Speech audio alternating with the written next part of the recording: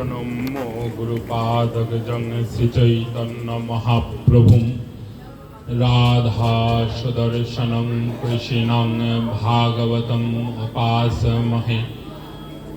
জয় জয় শ্রী গৌরাঙ্গ জয় নিত্যানন্দ জয় অদ্বৈত চন্দ্র জয় গৌরভক্তবৃন্দ। যৎসো প্রসাদাদ ভগবদ প্রসাদ যৎসো প্রসাদন্ন গতি কুতোপি ধায়ং স্তুবং তস্যো যশস্বী সন্ধম বন্দে গুরুশ্রী চরণারবিন্দম। মহাপ্রসাদ জননী সর্বসৌভাগ্যবর্ধিনী আদি ব্যাধি হরানি তং তুলসী তং নমো নমস্তুমে। আনন্দ লীলাময় বিগ্রহায় হে মাভদিব্যচ্ছবি সুন্দরায় তস্मै মহাপ্রেম রসপ্রদায় চৈতন্য চন্দ্রায় নমো নমস্তুমে। নবীনাং হেম গৌরাঙ্গীং প্রবরনির্বরাম্বরাম বৃষভানো সুতাং বন্দে কৃষ্ণকান্তা শিরোমণিম। বরাহবীরাভিরামং মৃগমধুতিলকং কুণ্ডলাক্রান্তগণ্ডং কঞ্জাক্ষং কুম্ভুকণ্ঠং স্মিতশুভগমুখং স্নাধরেণ স্তবেনুম। শ্যামং শান্তং ত্রিভঙ্গং রবিকরবসনং ভূষিতং বৈজয়ন্তা। বন্দে বৃন্দাবনস্থং যুবতিশতবৃতং ব্রহ্ম গোপালবেশম। কৃষ্ণ করুণা সিন্ধু দীনবন্ধু জগৎপথে গোপেশ গোপিকাকান্ত রাধাকান্ত নমস্তুতে। তপ্ত কাঞ্চন গৌরাঙ্গী রাধে বৃন্দাবনেশ্বরী বৃষভানুসুতে দেবী তাং প্রণমামি হরিপ্রিয়ে। বৃন্দাবনং গুরুং বন্দে কৃষ্ণং কমললোচনম মম মানস তামস নাশকরম। জয় রাধা সুদর্শন দেহপদম বাঞ্ছাকল্পতরুভ্যশ্চ কৃপা সিন্ধুভ্য এব চ পতিতানাং পাবনেভ্যো বৈষ্ণবেভ্যো নমো নমঃ। জয় রূপ সনাতন ভট্ট রঘুনাথ শ্রীজীব গোপাল ভট্ট দাস রঘুনাথ। এই ছয় গোসাইর করি চরণ বন্দন যাহা হইতে বিঘ্ন নাশ অভীষ্ট পূরণ। সব শ্রোতা বৈষ্ণবেরে করি নমস্কার সবে কৃপা করে চরণ ধুলি দেহ মস্তকে আমার। হরে কৃষ্ণ কৃষ্ণ কৃষ্ণ হরে হরে হরে রাম রাম রাম হরে হরে। নিতাই গৌর সীতানাথ প্রেমানন্দে হরি হরি বল।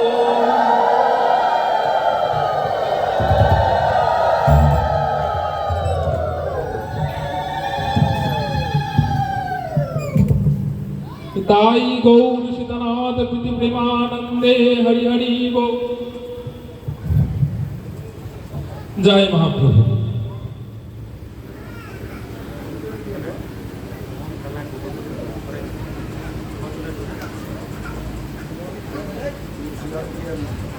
তো আসেন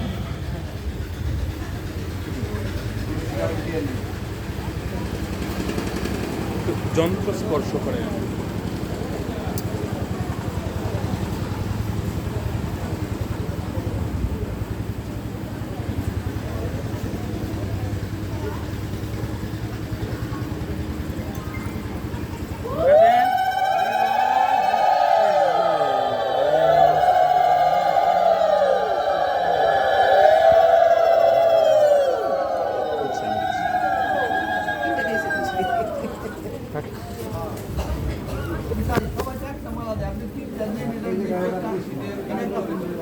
মাহাত্ম্য না, সৌন্দর্যতা ঘনের জন্য দিলাম আর কি। ঘন ভালো দেখা যাচ্ছে না, তাৎপর্য নাই। তাৎপর্য হতো যদি সেটা কার্তিক মাসে হতো, 1 মাস ব্যাপী। জয় মহাপ্রভু। এই বড় দিতেছে আগে চন্দন দিয়া এই ওলাই কর যা এখানে একটা দিয়ে আর এখানে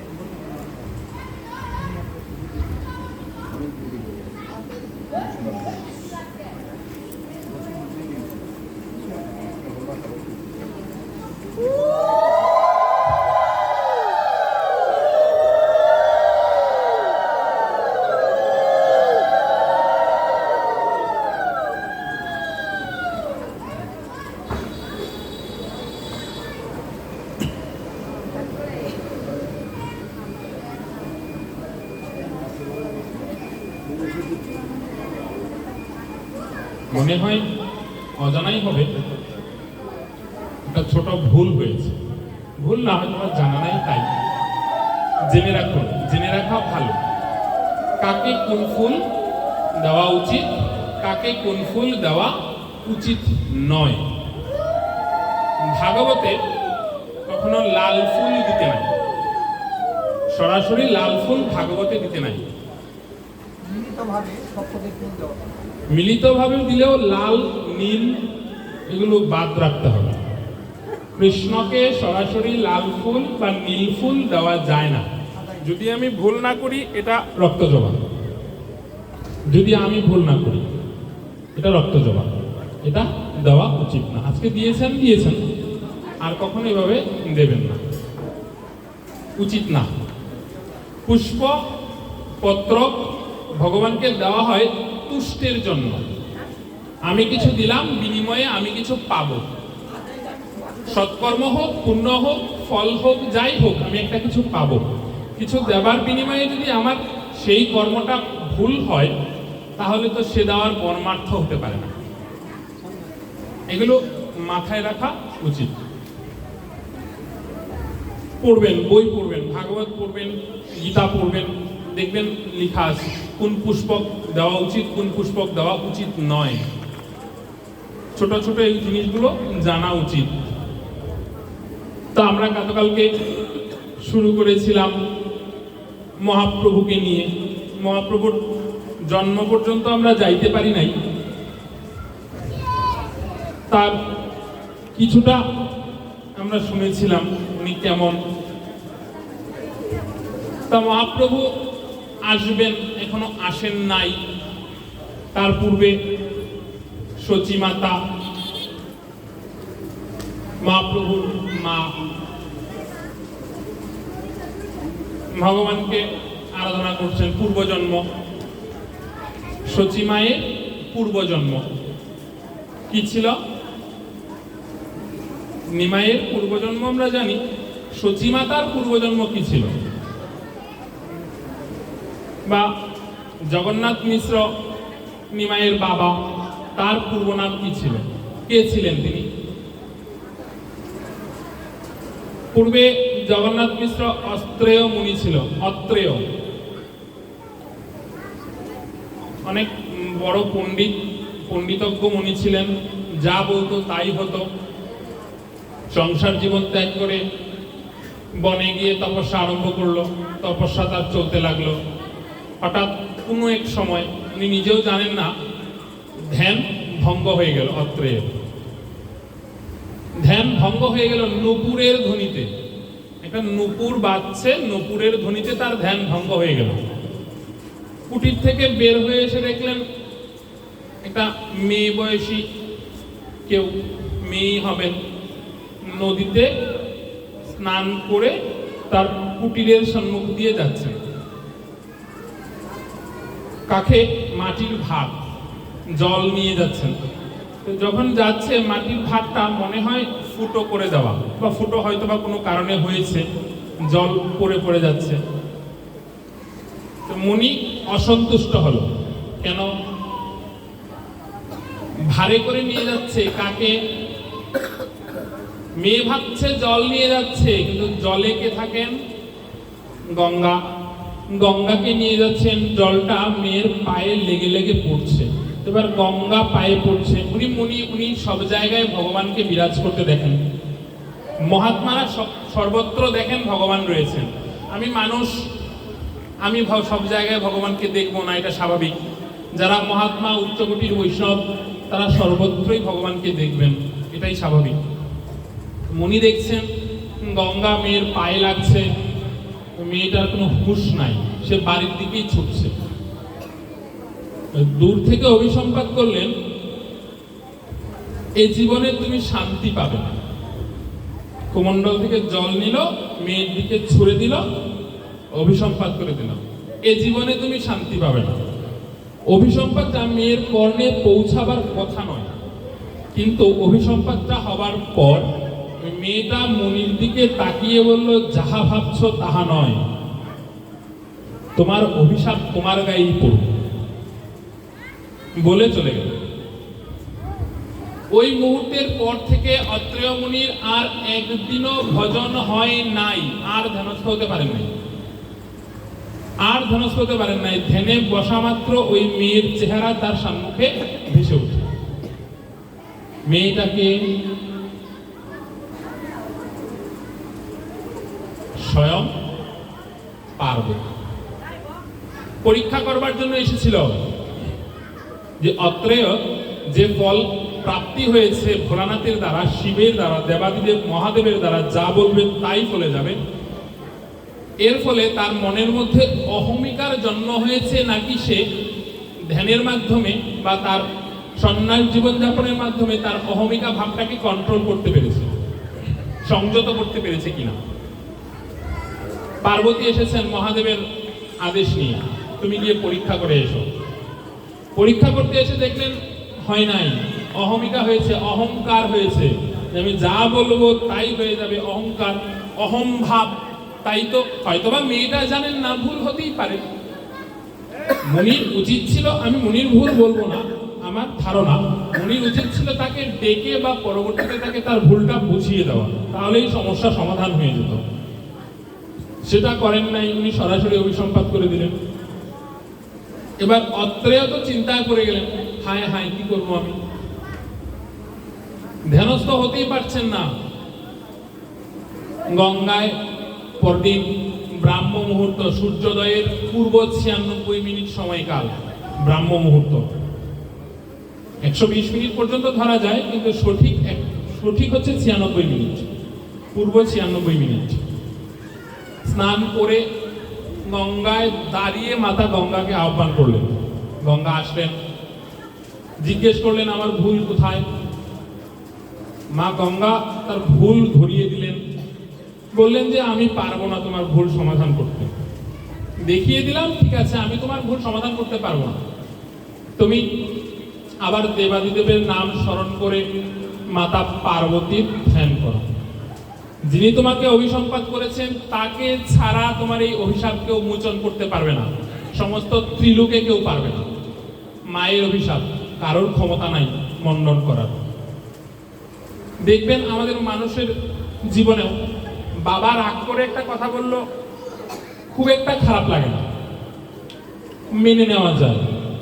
মা রাগ করে নাই, মুখটা গুমরা করে বসে আছে, 3 বার ডাক দেওয়ার পরেও মা কথা বলে নাই, বুকের ভিতরটা মুচুর দিয়ে উঠে। মার কি হয়েছে, মা কেন কথা বলছে না, খেয়াল করে দেখবেন, লক্ষ্য করে দেখবেন। তাই বলি, কখনো মায়ের মনে কেউ আঘাত দিয়ে কথা বলবেন না। মা অভিসম্পাত করতে হয় না, মায়ের একটা দীর্ঘশ্বাস একটা সন্তানের জীবনে অনেক কিছু বয়ে আনতে পারে। মা মুখে মুখে কিছু বলতে হয় না, মা যদি একটা দীর্ঘশ্বাস ফেলে, তুই আমাকে এটা বললি, হ্যাঁ ভগবান, এইটুকুই হবে, আর কিছু লাগবে না। আপনার জীবনের জন্য সর্বনিকৃষ্ট দুঃখ নিয়ে আসবে মায়ের ওই দীর্ঘশ্বাসটা। মা কিছুই বলে না, শুধু বললো হ্যাঁ ভগবান, ওইটাই শেষ, আপনার জীবন তেজপাতা, আর কিচ্ছু মায়ের বলতে হবে। তো অত্রেয় গঙ্গার কথায় আবার নিজের কুটিরে ফিরে এসে দেবাদেবের নাম স্মরণ করে পার্বতীর ধ্যান করা আরম্ভ করলো। কিছুকাল ধ্যানস্থ অবস্থায় ছিল, পার্বতীর দেখা উনি পান নাই। পার্বতী তুষ্ট হয়ে দেখা দিলেন, কি হয়েছে, তোমার ধ্যানে আমি তুষ্ট, কি চাও? পার্বতীকে একবারই বলেছিল, মা আমার ভুল হয়েছে, আমার ভুল সংশোধনের উপায় কি? আর বলার সাহস পায় নাই, মা আমার কি ভুল হয়েছে। ওই অবস্থায় বলছে যে মা আমার ভুল হয়েছে, সংশোধনের উপায় কি?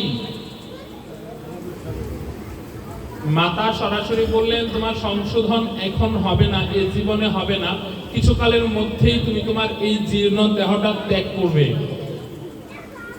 পরবর্তী জন্ম ব্রাহ্মণ পরিবারে তোমার হবে। তোমার দ্বিতীয় বংশধর আসার আগ মুহূর্ত পর্যন্ত তুমি এই পাপে জ্বলবে। দ্বিতীয় বংশধর আসা মাত্র তোমার এই পাপ খণ্ডন হয়ে যাবে। তোমার দ্বিতীয় বংশধর তোমার সমস্ত গত কয়েক জন্মের পাপের খণ্ডন করবে। এবার হবে না, আগামীতে হবে, পরবর্তী প্রজন্ম। মায়ের কথায় উনি আবার ধ্যানস্থ হলেন। কিছুকাল পর ধ্যানস্থ অবস্থায় নিজের দেহটা ত্যাগ করলেন, অত্রেয় মৃত্যুবরণ করলেন। পরবর্তী জন্ম ব্রাহ্মণ পরিবারে জগন্নাথ মিশ্র বিয়ে করলেন সচিমাতাকে। দরিদ্র ব্রাহ্মণ, নবদ্বীপে তার বাস। দু একটা ছাত্র পড়ায়, যতটুকুই পায়। কুলীন ব্রাহ্মণ, কারোর কাছ থেকে হাত পেতে কিছু নিতে পারে না। জন্ম হলো বিশ্বরূপ, নিমাইয়ের বড় ভাই, বিজ্ঞ পণ্ডিত। আস্তে আস্তে বড় হতে লাগলো। যখনই পড়াশোনার পাঠ শেষ করে পৈতা দেওয়া হলো, ব্রাহ্মণের তো সব থেকে বড় সংস্কার পৈতা, লগুন। কোনো কোনো এলাকায় যে নামে হয় আর কি, কেউ পৈতা বলে, কেউ উপনয়ন বলে, কেউ লগুন বলে, যে যে নামে ডাকেন একই কথা। ব্রাহ্মণের সব থেকে বড় সংস্কার যেটা ব্রাহ্মণ ছেলেদের দেওয়া হলো, গুরু দীক্ষা নেওয়ানো হলো তাকে। তারপর সে আর পড়াশোনাও করে না, পড়াতেও যায় না, সংসারে মন নাই। বিশ্বরূপ সন্ন্যাস নিয়ে নিল। নিমাই তখন অনেক ছোট, নিমাই হয়েছে, নিমাই এসেছে, ছোট্ট নিমাই। জগন্নাথ মিশ্রের শ্বশুর। সচিমায়ের বাবার নাম কি? কেউ জানি আমরা সচিমায়ের বাবার নাম কি? তাবর পণ্ডিত। তখন তো ভারত বাংলাদেশ একটাই ছিল, আমরা পশ্চিমবঙ্গের সাথে যুক্ত ছিলাম। চট্টগ্রাম বিভাগটা ছিল ত্রিপুরার সাথে, পদ্মার ওই পাটটা ছিল উত্তরবঙ্গের সাথে, আবার যমুনার ওই পাটটা ছিল দক্ষিণবঙ্গের সাথে যুক্ত ছিল। এই উত্তরবঙ্গ এবং পশ্চিমবঙ্গ, এই দুইটা বঙ্গের প্রধান পণ্ডিত ছিল জগন্নাথ মিশ্রের শ্বশুর, সচিমাতার বাবা। কি নাম তার? নিমাইয়ের দাদুর নাম আমরা কেউ জানি না? হ্যাঁ, না, নিমাইয়ের দাদু মানে হচ্ছে সচিমাতার বাবা, জগন্নাথ মিশ্রের শ্বশুর। জগন্নাথ মিশ্রের শ্বশুর মশাই নীলাম্বর চক্রবর্তী। নীলাম্বর চক্রবর্তীর স্ত্রী জাহ্নবা দেবী।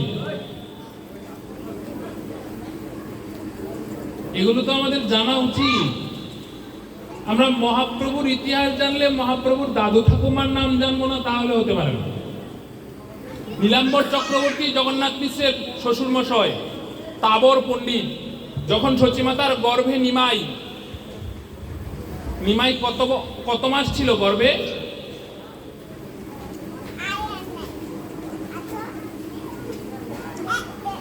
খুবই দুঃখ পেলাম, এই সম্পর্কে জানা নাই। 12 মাস 9 দিন, সব থেকে বেশি।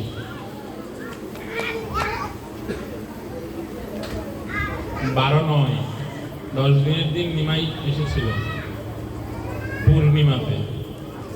যখন গর্ভে সচি, তখন নীলাম্বর চক্রবর্তী সচিকে দেখে বলেছিল, তোমার গর্ভে যে সন্তান আসছে সে সুপুরুষ হবে। তোমার শ্বশুরের বংশে মানে সচিমাতার শ্বশুরবাড়ির বংশের 8ম পুরুষ পর্যন্ত কুলের উদ্ধার করবে। এ যেন তেন ছেলে হবে না, এ সাক্ষাৎ নারায়ণের প্রতিমূর্তি আসতেছে। সাধারণ ছেলে হবে না, সাক্ষাৎ নারায়ণ সচি তোমার গর্ভে রয়েছে, নারায়ণ আসবে। সাক্ষাৎ নারায়ণ আসবে। যখন পূর্ণিমার দিন আসলো, নীলাম্বর চক্রবর্তী একটা কথাই বলেছিল শচীকে, তোমার মনটা চঞ্চল, মনটাকে স্থির রেখো। চঞ্চলং হি মনঃকৃষ্ণ বায়ু ব্যাসাদি ভীষণস্তুতম। শচী, তোমার মনটা বায়ুর থেকেও দ্রুত ছুটে চলেছে, তোমার মনটাকে সংযত রাখো। তোমার মনটা সংযত নাই।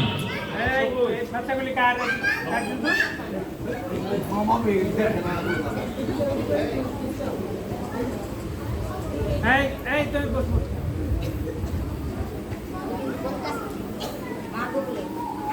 নাই দিকে দেখে নেব না আর কিন্তু জেনে দাও জেনে রাখা দিয়ে রাখো। জয় জয় শ্রী রাধে। মাগো, বাচ্চারা দুষ্টামি করবেই, তবু যতটুকু পারবেন নিজের কাছে রাখবেন। বাচ্চাদেরকে সামলানো মায়েদের দায়িত্ব, বাবাদেরও দায়িত্ব। তারপরেও বাচ্চারা বাড়িতে বেশিক্ষণ থাকে, মায়েদের কাছে থাকে, বাবারা কাজে যান, এখানে ওখানে চলে যান। এটা উচিত আমাদের মায়েদের। কষ্ট পাবেন না, কষ্ট দেওয়ার জন্য বলছি না, একটু সাবধানে রাখবেন। কারণ এখানে হয়তোবা আমি ভালো বক্তা নই, ভালো বুঝাতে পারি না, ভালো বলতে পারি না, কিন্তু আমার থেকে ভালো বক্তারা হয়তোবা এখানে আসেন, অবশ্যই আসেন। পাঠে ঢুকলে একটা পর্যায়ে চলে যায়, তখন আর এই দিকের কথা মনে থাকে না। পাঠে ঢুকলে ওইটার মধ্যেই থাকতে হয়। বাচ্চাদের কোলাহলটা পাঠের বিঘ্ন হয়, তাই চেষ্টা করবেন যেন ডিস্টার্ব না হয়। হয়তোবা আপনার পছন্দ নাই হতে পারে ধর্মীয় কথা, ভাগবতীয় কথা, অন্য আরেকজনের হয়তোবা খুব পছন্দ, উনি এটার জন্যই বসে থাকেন, এটা শুনবেন। আপনার আমার পছন্দ নাই হতে পারে, তাই চেষ্টা করবেন সাবধানে রাখার। শচীকে খুব করে বললেন, তোমার মনটা স্থির নাই। চঞ্চলং হি মনঃকৃষ্ণ বায়ু ব্যাসাদি দেশনস্কৃতম। বায়ু মানে বাতাস যতটুকু দ্রুত এক স্থান থেকে অন্য স্থানে যায়, শচী তোমার মনটাও ঠিক ততটুকুই এক স্থান থেকে অন্য স্থানে এত দ্রুত ছুটে চলেছে। কেন শচী, তোমার মনটা কেন এত চঞ্চল? শচী নীলাম্বর চক্রবর্তীকে বলেছিল, পিতা, আমার বড় ছেলে সন্ন্যাস জীবনযাপনের জন্য এগিয়ে যাচ্ছে, আমি আটকাতে পারছি না। আবার যদি ছেলে হয়, সে ছেলেও যদি বিশ্বরূপের মতো হয়ে যায়, আমি কাকে নিয়ে বাঁচবো? আপনি বলুন, আমি কি করব? আমি চাই না আমার ছেলে হোক, আমি চাই আমার মেয়ে হোক, যেন আমার কাছে থাকে। তৎকালে একটা ধারণা ছিল মেয়েদেরকে পড়ানোর অধিকার দেওয়া হতো না, মেয়েরা পড়তে পারতো না, ছেলেরাই শুধুমাত্র পড়াশোনা করতো। মেয়েদেরকে ঘরে বন্দি করে রাখা হতো, খুব ছোট্ট বয়সে বিয়ে দিয়ে দেওয়া হতো। নিমাইয়ের বয়স যখন 21 বছর, প্রথম বিয়ে করেছিল 17 বছর বয়সে, তখন বিষ্ণুপ্রিয়ার বয়স কত? নিমাই যখন প্রথম বিয়ে করে 17 বছর বয়সে, এখন তো আমাদের হিন্দু দাদাদিরা শুনলে বলবেন, হায় হায়, মহাপ্রভু 17 বছর বয়সে বিয়ে করছিল।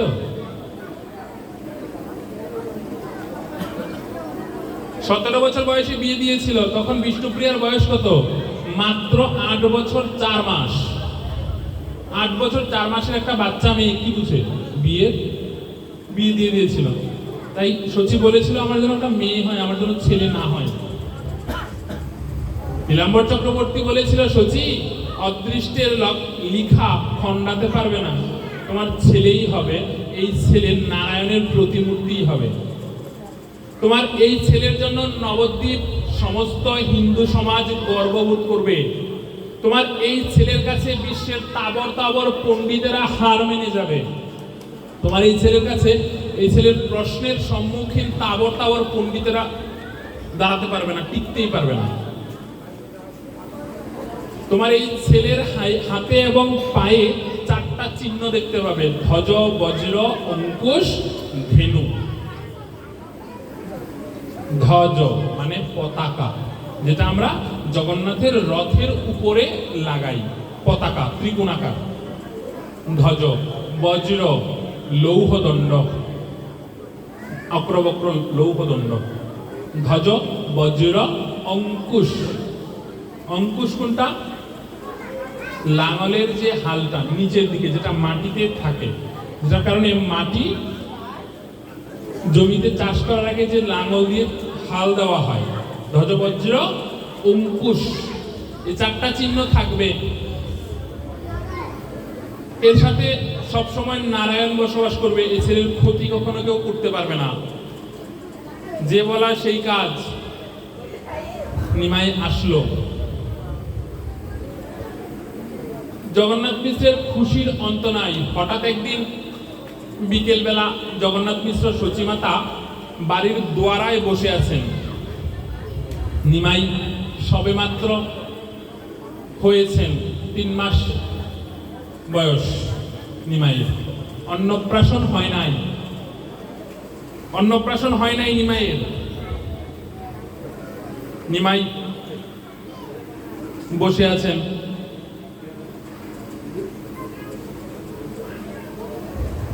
তখন হঠাৎ করে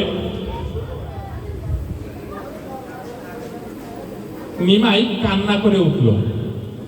বাল্যলীলায় আগে প্রভুর উত্থান শয়ন, পিতা মাতারে দেখাইল চিহ্ন চরণ।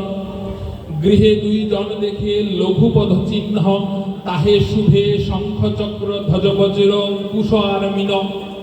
দেখিয়া দুহার চিত্তে হইল বিস্ময়, কাহার পদচিহ্ন ঘরে না পায় কেহ পুনঃ নিশ্চয়। মিশ্র কহে বাল গোপাল আছে শিলা সঙ্গে, দেহ স্তুতি হইয়া আছে হে গৃহে। খেলিছে সে নিমায়স রঙ্গে। শচীকে ঠান্ডা করবার জন্য জগন্নাথ মিশ্র নীলাম্বর চক্রবর্তী সেই কথাগুলো মনে করিয়ে দিলেন যে শ্বশুর মশাই বলেছিল তোমার ছেলের পায়ে ধ্বজবীজ ধ্বজবজ্র অঙ্কুশ মিন চিহ্নগুলো থাকবে, উল্টা হয়ে শুবে। হয়তোবা নারায়ণ এসেছেন নিমাইকে রক্ষা করার জন্য, চিন্তার কোনো কারণ নাই, চিন্তা করো না। শচীকে দোয়ায় বসে বারান্দায় বসে বসে এই কথাগুলো বলছেন। যখন দেখলো গিয়ে বাচ্চাটা উল্টে যায়, ঠিক করে শোয়ালে, চিৎ করে শোয়ালে বাচ্চা উল্টে যায়। নিমাই উল্টে যেত। 1.5 মাস বয়সে নিমাই উল্টানো শিখেছে। আমাদের সাধারণভাবে বাচ্চারা অন্তত 2 মাস, তার আগে কাত হতে পারে না। আর নিমাই 1.5 মাস বয়সে উল্টে গিয়েছিল। সঠিক করে শোয়ালে উল্টে যেত।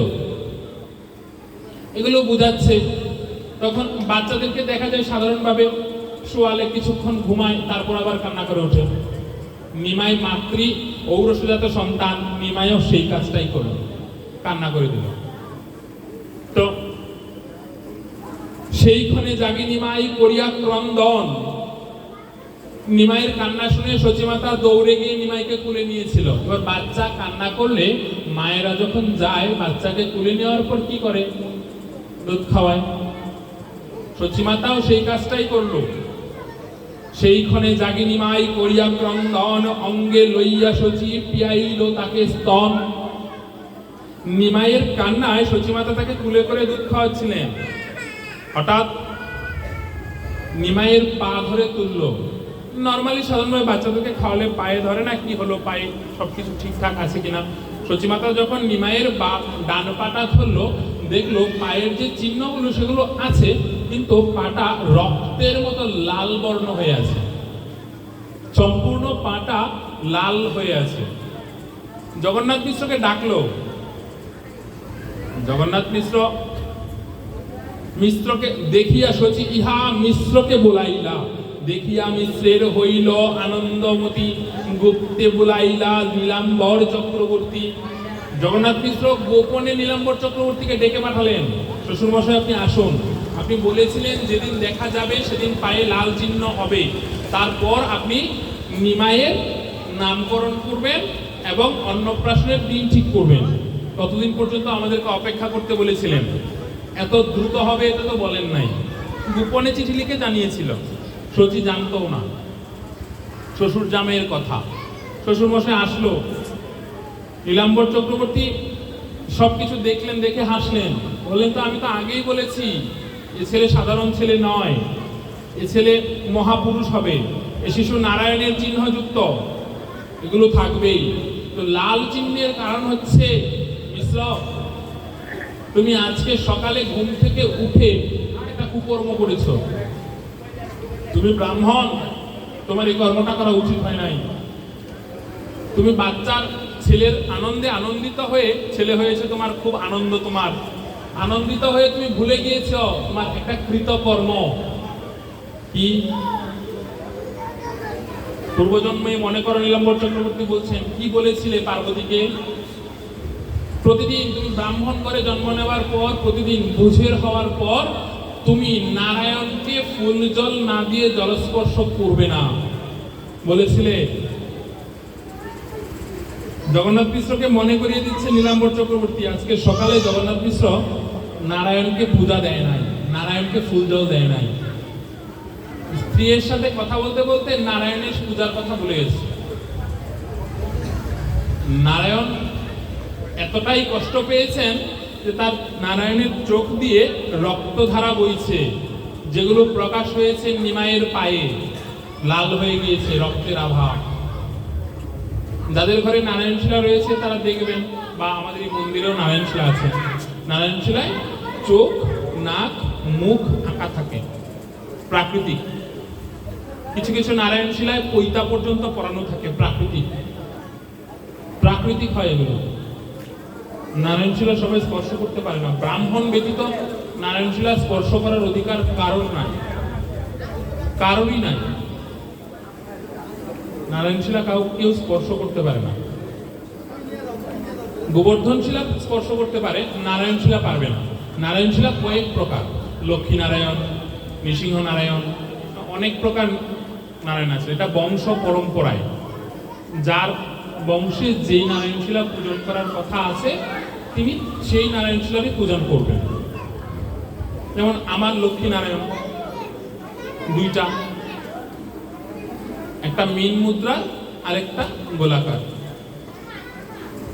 অখণ্ড মণ্ডলকারং ব্যপ্তম যেন, অখণ্ড, খণ্ড হবে না, অখণ্ড, এটা খণ্ড হবে না। ব্যপ্তম যেন চরাচরম, সমস্ত বিশ্বকে ধারণ করে আছে। গোল নারায়ণ শিলাটার যে সম্মুখে একটা ছোট ছিদ্র থাকে, এটা দিয়ে কাছে নিলে দেখা যায় ভিতরে সমস্ত পৃথিবীটা, পৃথিবীটা যেমন গোলাকার, এমন গোলাকার একটা কিছু দেখা যায়, খাঁজ কাটা দেখা যায়। জগন্নাথ মিশ্রকে মনে করিয়ে দিচ্ছেন নীলাম্বর চক্রবর্তী, তুমি আজকে দাও নাই। জগন্নাথ মিশ্র নীলাম্বর চক্রবর্তীর পায়ে পড়লেন, বাবা আমি ভুল করেছি, উপায় কি হবে? নীলাম্বর চক্রবর্তী বলছেন তোমার ভুল হয়েছে, ভুল সংশোধন হয়ে গিয়েছে। কি করে? নারায়ণ শিলার রূপ হচ্ছেন নিমাই, নারায়ণকে তুমি খেতে দাও নাই, কষ্টে নিমাই কেঁদেছিল, খাইয়েছিল কে?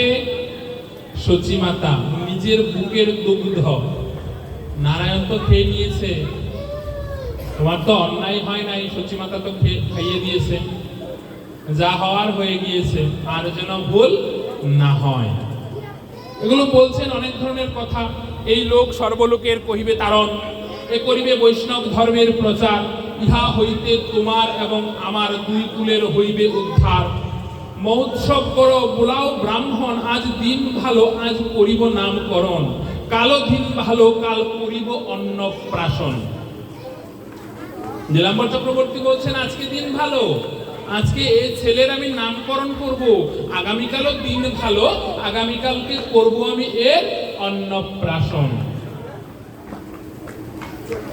ব্রাহ্মণকে ডাকো, ব্রাহ্মণ ছাড়া অন্নপ্রাশন হবে না, নামকরণও হবে না।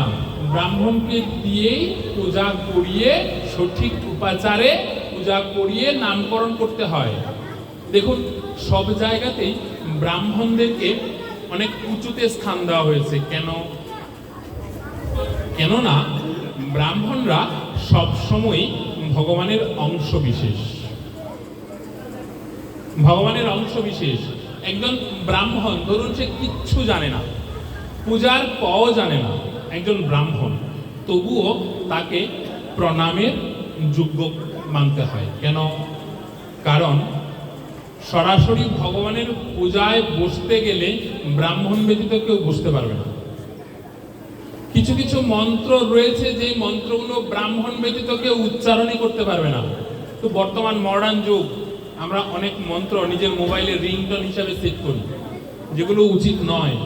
সর্বপ্রথম গায়ত্রী মন্ত্র, ব্রহ্ম গায়ত্রী, যেটা পৈতা নেওয়ার সময় দেওয়া হয় কর্ণকুহরে, ব্রহ্মগায়ত্রী আমি চাইলেই আপনাকে বলতে পারবো না, একজন ব্রাহ্মণ চাইলেই অন্য কাউকে বলতে পারবেন না। এখন আমরা এটা গুগল থেকে ডাউনলোড করে মোবাইলে রিংটোন করি,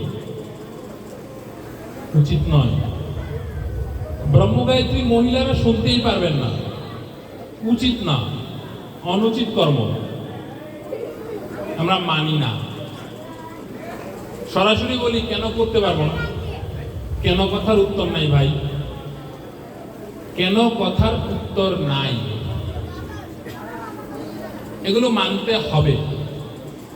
মহিলারা সরাসরি ওম শব্দটা উচ্চারণ করতে পারবেন না। ওম শব্দ মহিলাদের জন্য নয়। অ উ ম তিনে মিলে ওম, মহিলাদের উচ্চারণের বস্তু নয় ওম। তো এখন তো সব জায়গায় বলি আমরা ওম, উচিত নয়। গ্রন্থ পড়বেন, বই পড়বেন, যারা পারেন তাদের কাছ থেকে বইগুলো পড়াতে বলবেন, শুনতে বলবেন, শোনাতে বলবেন। দেখবেন লিপিবদ্ধ আছে, স্বয়ং বেদই উল্লেখিত আছে। আপনি গীতা বিশ্বাস করেন না, দরকার নাই। বেদ বিশ্বাস করেন তো হ্যাঁ, তাহলে বেদ খুলুন, বেদই লেখা আছে। বেদ বিশ্বাস করেন না, ভাগবত বিশ্বাস করেন, ভাগবত খুলুন, ভাগবতেই লেখা আছে। ভাগবত বিশ্বাস করেন না, উপনিষদ বিশ্বাস করেন, খুলুন উপনিষদ, তাতেও লেখা আছে। আপনি উপনিষদ, বেদ, ভাগবত, গীতা কিচ্ছু বিশ্বাস করেন না, মনুসংহিতা বিশ্বাস করেন, মনুসংহিতা খুলেন, মনুসংহিতা লেখা আছে, কোনো সমস্যা নেই।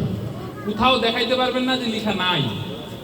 সমস্যা হচ্ছে আমরা নিজেরা একটা নির্দিষ্ট নিয়ম বানিয়ে ফেলি, তৈরি করে ফেলি। এটা হচ্ছে আমাদের সমস্যা, এটা হচ্ছে সমস্যা। আর বর্তমান আমাদের জন্য সব থেকে বড় ক্ষতিকর বিষয় হচ্ছে গুগল। সব থেকে ক্ষতিকর বস্তু, গুগল আবিষ্কৃত হয়েছে কত সালে? ইন্টারনেট আবিষ্কার হয়েছে 1994 সালে। গুগল আবিষ্কার হয়েছে কত? 98। আমাদের সনাতন ধর্ম এসেছে কত বছর? আজকে 5200। বাকিটা বাদ দিই, কৃষ্ণের জন্ম থেকেই ধরি, এর আগেরটা বাদ দিই। ধরুন এর আগে আমি জানি না, আমি কৃষ্ণের জন্ম থেকেই জানি। শ্রীকৃষ্ণের জন্ম হয়েছে 5200, কয়দিন পর জন্মাষ্টমী, 5234তম বর্ষ। তাহলে 5200তমই ধরুন। ইন্টারনেট এসেছে আজকে 30 বছর, 32 বছর বা 40 বছর, 50 বছরই ধরুন। তার পূর্বে সনাতন এসেছে। তাহলে গুগল কি করে আমাদের সনাতন সম্পর্কে জানবে? সম্ভব কি জানা?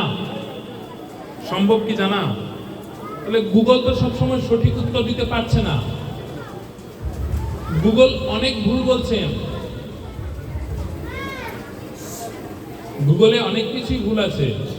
যেমন গতকালকে একটা প্রশ্ন উঠেছে আমাদের এইবারে, দেখবেন বাড়িতে যাদের 5ম শ্রেণীর বাচ্চা রয়েছে, কারোর বাড়িতে আছে 5ম শ্রেণীর বাচ্চা, ক্লাস 5-এ পড়ে, ক্লাস 5-এ পড়ে, কেউ যদি থাকে দেখবেন ধর্ম বইটা খুলে, ধর্ম বইয়ে খুব সম্ভবত 4র্থ অধ্যায়ে একটা শ্লোক দেওয়া আছে। শ্লোকের নিচে রেফারেন্স দেওয়া আছে যে শ্লোকটা নাকি যজুর্বেদ থেকে নেওয়া, যজুর্বেদের শান্তি মন্ত্র এটা। তো আমি এখানে বসে বলছি এটা যজুর্বেদের শান্তি মন্ত্র নয়, মন্ত্রটা ভুল, সম্পূর্ণরূপে ভুল, ভুল মন্ত্র বলা হয়েছে। গতকালকে প্রশ্ন উঠেছে, এনসিটিভিতে সরাসরি লিখিত আকারে জানানো হয়েছে যে এই মন্ত্রটা আপনারা ভুল প্রিন্টিং করেছেন। এবারের 5ম শ্রেণীর বইয়ে 17টা মন্ত্র দিয়েছে, 17টার মধ্যে 13টা মন্ত্র ভুল। আমরা কেন এই প্রশ্নগুলো করি না? কারণ আমরা নিজেরাই জানি না, আমরা জানার চেষ্টা করি না। জানার চেষ্টা করতে হয়, চেষ্টা করবেন তাহলে জানতে পারবেন। আবার জানার জন্য গুগল ঘাটবেন না, জানার জন্য বই ঘাটবেন। অনেক গ্রন্থ রয়েছেন, অনেক, 18 পুরাণ, 108টা উপনিষদ, 4টা ভাগবত, 4টা বেদ, আর কি চাই?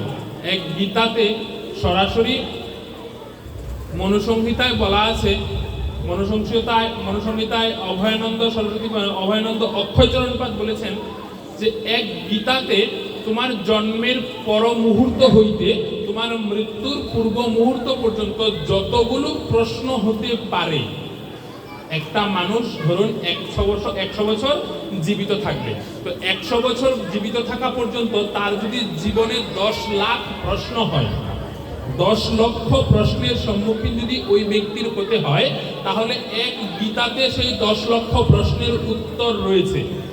আর কোনো বইয়ের দরকার নেই, এক গীতা, শ্রীমদ্ ভাগবত গীতা, এক গীতাতে 10 লক্ষ প্রশ্নের। আমি এমনি বললাম বোঝানোর জন্য যে একটা মানুষ যদি 100 বছর বাঁচে, তাহলে 100 বছরে যদি 10 লক্ষ প্রশ্ন হয়, 10 লক্ষ প্রশ্নের উত্তর এক গীতাতেই রয়েছে। তাহলে বাকি প্রশ্ন আর দরকার কি আমার খোঁজা? কিন্তু আমরা গীতা কয়জন পড়ি? কয়জন পড়ি? আচ্ছা, একটা সোজা কথার উত্তর দিন তো সবাই, আপনাদের কাছে এটা আমার প্রশ্ন। গীতা পুরুষ না মহিলা?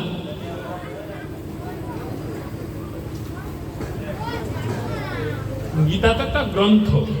এবার গীতা পুরুষ মানে তাকে আমি দেবী হিসাবে পূজন করব না দেবতা হিসাবে পূজন করব? হ্যাঁ, দেবী হিসাবে। কেন দেবী হিসাবে বললেন? নামেই বুঝে গেলেন গীতা দেবী। মনু সংহিতাও তো দেবী, নামে তো বোঝা যায় মনু মানে পুরুষ।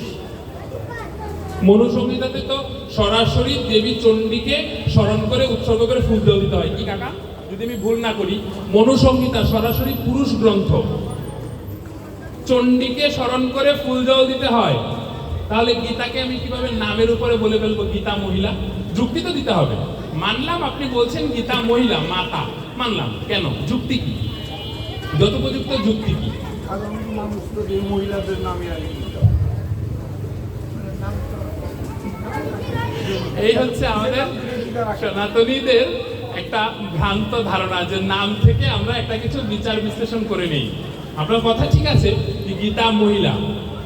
একটা কাজ করবেন সবাই, আজকে গিয়ে যাদের বাড়ি, সবার বাড়িতেই তো মনে হয় গীতা আছে, ছোট গীতা হোক বড় গীতা হোক আছে, গীতাটা খুলবেন, তৃতীয় পেজ, প্রথম দিক থেকে 3 নাম্বার পেজ খুলবেন।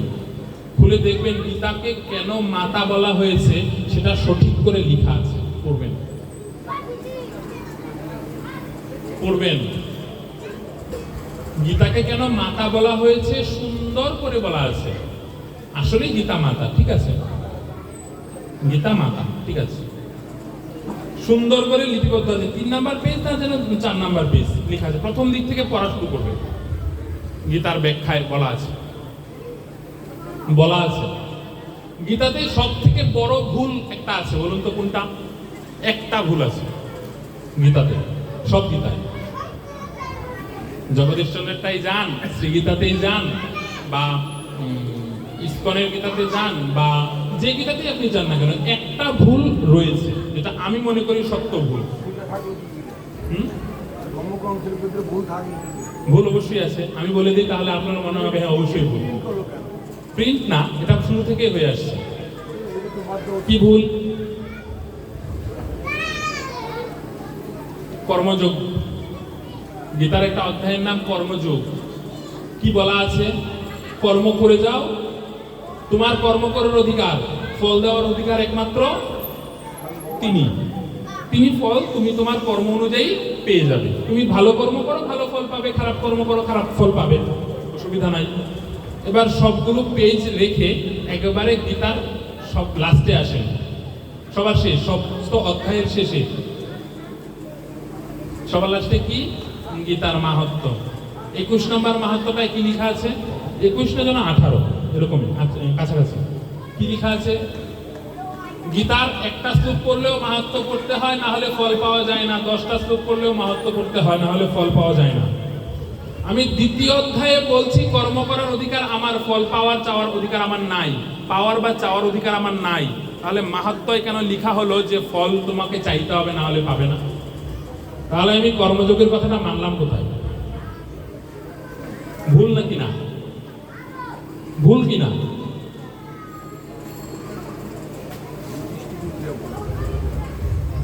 যদি গীতার শ্লোকগুলো মানা হয় তাহলে ভুল। যদি বাহ্যিক চিন্তা করা হয় তাহলে ভুল। যদি গীতার আলোকে চিন্তা করা হয় তাহলে ভুল নয়, তাহলে সঠিক। কি করে? বাচ্চা যদি নাক রন্ধন করে মায়ে খাবার দেয় না, তুমি যদি ভগবানের কাছে না চাও তাহলে পাবে কি করে? ভগবান তো দেবে না। তো দিবার জন্য বসে আছেন, চাইতে তো হবে, চাইতে তো হবে। বাহ্যিক দৃষ্টিতে চিন্তা করলে ভুল। যদি গীতার আলোকে চিন্তা করা হয় তাহলে ভুল না। গীতা আমি আপনি বলি নাই, ভগবানের মুখ নিঃসৃত বাণী হচ্ছে স্বয়ং গীতা। মহাভারতের যুদ্ধের প্রথম দিনই বলেছিল অর্জুনকে, বিশ্বরূপ দেখিয়েছিল আর বলেছিল, যা থেকে তৈরি হয় গীতা। ভীম পর্বের ভীষ্ম পর্বের অন্তর্গত হচ্ছেন গীতা। গীতা সামাজিক গ্রন্থ নয়, গীতা অনেক উচ্চকোটির গ্রন্থ। পড়বেন, আমাদের সকলের উচিত গীতা পড়া, অন্তত দৈনিক একটা করে শ্লোক হলেও পড়া উচিত। আপনি সংস্কৃত পারেন না, বাংলাটা পড়বেন, যতটুকু পারেন পড়বেন। আমার যে শুরু করলে শেষ করতে হবে তাহলে না, এমন কোনো কথা কোথাও লেখা নাই। আমি একটা শ্লোক পেরেছি, একটা শ্লোকের বাংলা পড়ব। তো প্রতিদিন পড়ার অভ্যাস করুন। আমাদের ছোট ছোট ছেলে মেয়েদেরকে অভ্যাস করানো উচিত গীতা পড়ানো, অন্তত গীতার 18টা নাম। অনেকেই আমরা গীতার 18টা নাম বলতে পারবো না জিজ্ঞেস করলে। এখানে যদি আমরা 50 জন হই, 50 জনের হয়তোবা অর্ধেক পারবো, অর্ধেক পারবো না, যেটা আমাদের জন্য খুবই দুঃখের সংবাদ। যাক, আমরা ওদিকে না যাই, আমরা আবার ভগবানের অন্নপ্রাশন নামকরণে ফিরে আসি। মহাপ্রভু দাদু নীলাম্বর চক্রবর্তী ব্রাহ্মণদেরকে অনেক সম্মান করতেন। আমরা পরে দেখবো, আজকেই দেখবো যে মহাপ্রভুর একবার প্রচন্ড জ্বর হয়েছেন। মহাপ্রভু ব্রাহ্মণের চরণ ধোয়া জল পান করেছিল। মহাপ্রভু নয়, স্বয়ং ভগবানের, কৃষ্ণের চরণ ধোয়া জল, ব্রাহ্মণের চরণ ধোয়া জল স্বয়ং কৃষ্ণ পান করেছিল। তারপর জ্বর সারে, তীব্র জ্বর হয়েছিল এবং কৃষ্ণ বলেছিল অমুক গ্রামে অমুক ব্রাহ্মণের চরণ ধোয়া জল আমার জন্য নিয়ে আসবে। নিয়ে এসেছিল, শ্রীরাম গিয়ে নিয়ে এসেছিল কৃষ্ণের জন্য। কৃষ্ণের বয়স তখন কত? কংসকে বধ করার পরে, কংস বধের পর 8 কি 9 বছর বয়স, বা 9 কি 10, 8 কি 9 বা 9 কি 10, সঠিক বয়সটা মনে নাই। 8 কি 9 না হলে 9 কি, মানে 8 আর 10-এর মাঝামাঝি কোনো একটা পর্যায়ে কৃষ্ণের অনেক জ্বর হয়। তখন কৃষ্ণ বৃন্দাবনে নাই, বৃন্দাবন ছেড়ে চলে গিয়েছেন। সাথে শুধুমাত্র শ্রীদাম সখাই ছিল, আর কেউ ছিল না। তা সেই মহাপ্রভু একমাত্র ভগবানের অংশ বলে নিমাইয়ের পক্ষেই সম্ভব হয়েছিল। সেই নিমাই দেখতে কিরকম? শাস্ত্রকার বলছেন যে বরাঙ্গ, বড় অঙ্গ, বরাঙ্গ, বৃহদাকার, ওজনে 7.5 কেজি হয়েছিল। জন্মানোর সময় 7.5 কেজি। একজন মা বুঝতে পারবেন, বলতে পারবেন একটা বাচ্চা 7.5 কেজি কি বৃহদাকার হতে পারে। কৃষ্ণ কথা বলতে এসেছেন, কৃষ্ণ কথা শোনাতে এসেছেন নিমাই, কৃষ্ণ নাম করাতে এসেছেন বরাঙ্গ। এখানে বরাঙ্গ মানে বড় অঙ্গ নয়, এখানে বরাঙ্গ মানে শ্রেষ্ঠ অঙ্গ, শ্রেষ্ঠ অঙ্গ। চৈতন্য মহাপ্রভুর দিকে তাকিয়ে কেউ বলতে পারবেন না যে নাকটা উঁচা, না, চোখগুলো টেরা, না, কেউ বলতে পারবেন না। উঁচা, লম্বা, চওড়া বুক, যেমন খুশি দেখুন, যেদিকে খুশি দেখুন, হরিণের মতো টানা চোখ, চুলগুলো ঝাঁচর করানো, লম্বা হাত, কেউ বলতে পারবেন না যে এই অঙ্গ, এই দিক দিয়ে মহাপ্রভুর চেহারায় খুঁত রয়েছে, কেউ বলতে পারবে না। কোনো খুঁত নাই, তাই মহাপ্রভুকে বলা হয় বরাঙ্গ, বলা হয় বরাঙ্গ। গতকালকে একটা কথা বলেছিলাম, শ্রী চৈতন্য জয়াদ্বৈত নিত্যানন্দ করুণাময়ম কৈশোরাদি সদাবরম। মহাপ্রভু নিত্যানন্দ এবং অদ্বৈত প্রভু বয়স বাড়ে নাই, কৈশোর পর্যন্তই তাদের বয়স। খেয়াল করে দেখুন, মহাপ্রভু যখন, কৃষ্ণ যখন জানলেন যে তার বাবা মাকে তার মামা কারাগারে বন্দী করে রেখেছেন, তখন কৃষ্ণের বয়স কত? 8 বছর, কংসবধ। এরপর কৃষ্ণ বৃন্দাবন থেকে চলে গেল, কংস বধ হলো, মহাভারতের যুদ্ধ হলো, কৃষ্ণ বিয়ে করলো, কৃষ্ণ দ্বারকা তৈরি করলো, কৃষ্ণ মারা গেল, বয়স কি আর কোথাও বলা আছে? বয়স আর বলা নাই। কৃষ্ণের 16 লীলা, সমস্ত লীলাগুলোকে একত্রিত করে 16টা লীলায় বিভক্ত করা হয়েছে। বাল্যলীলা, কৈশোর লীলা, কংসবধ লীলা, শিশুপাল হত্যা লীলা, রাসলীলা, গোচারণ লীলা, অনেক লীলা রয়েছে।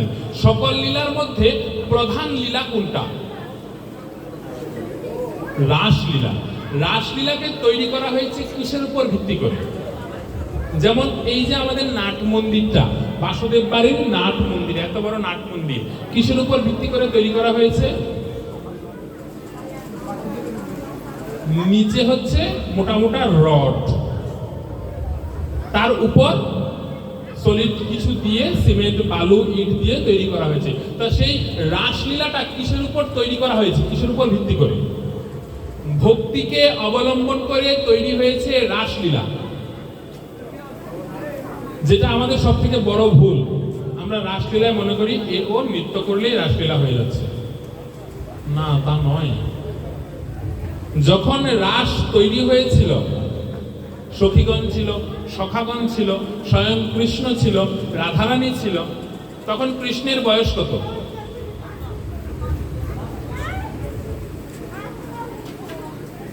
7.5 বছর, কংসবধের পূর্বে।